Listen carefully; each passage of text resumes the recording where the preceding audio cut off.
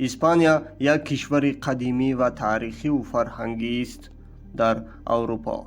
پیش از آنکه که ما درباره تاریخ و فرهنگ اسپانیا گوییم، باید با جغرافیای آن شناس شویم.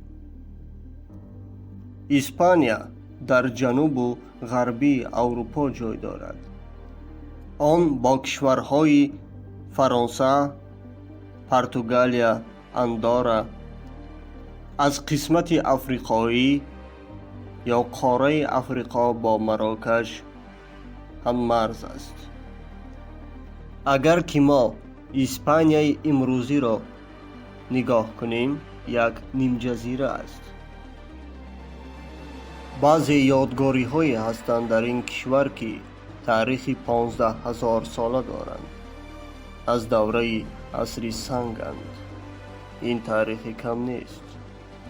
قوم هایی که در اینجا عمر به سر میبرند، مورخان بر آن عقیدند که قسمی از آنها که به مهاجرانی که در دوره های تاریخی به اینجا آمدند و با هم آمیختند، آنها باقی مانده همان قوم های پیشینی هستند که این یادگاری ها را به جا گذاشتند.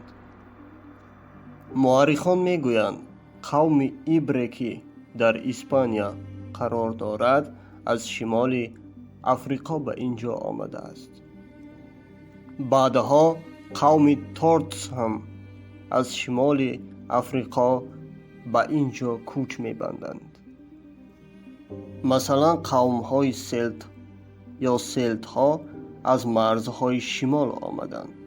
مردمان امروزی اسپانیا از همین قوم ها پیدا شدند یا خود از همین قومند یا قوم هایند. قوم هایی که ما گفته ایستاده ایم، این به هزاره یکی قبل از میلاد راست می آید، زمانی که رومی ها نآمده بودند. اسپانی ها در دوره های قدیم با یونانیان، فینیقی ها و پونی ها رابطه خوب داشتند.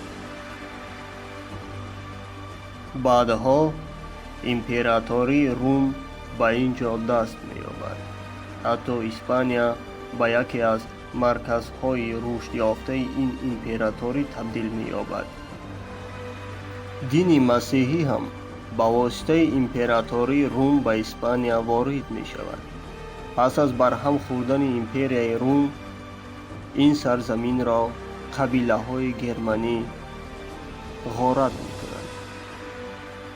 بعد از فروپاشی امپراتوری روم، این کشور را یکی از قبیله های گرمانی اداره می کنند، یعنی کشور اسپانیا را.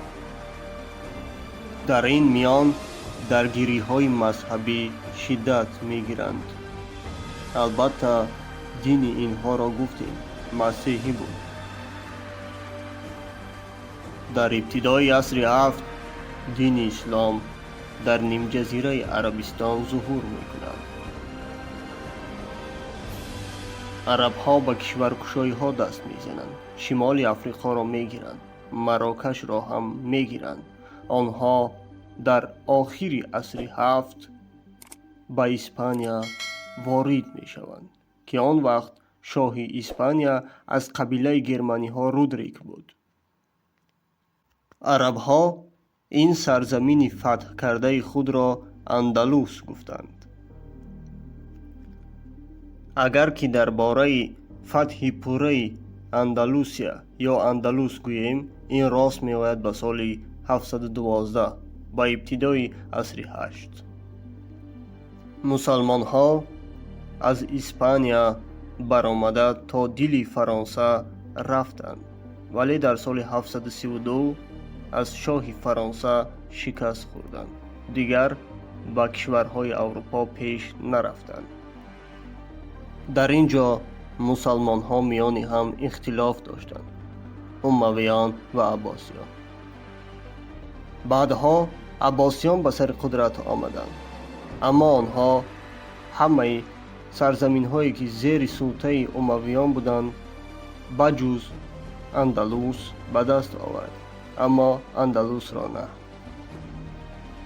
حاکمان مسلمان در اینجا تا سال 929 یعنی تا عصر 10 بودند، اما به عباسیان اطاعت نمی‌کردند.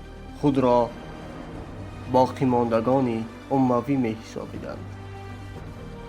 آنها که خود را از بغداد جدا می حسابیدند و زیر فشار مسیحیان افتادند. همین طور نفوذ آنها در اسپانیا پست شد و از میان رفت. واحد شوی اسپانیا را از سال 1469 این طرف می حسابند.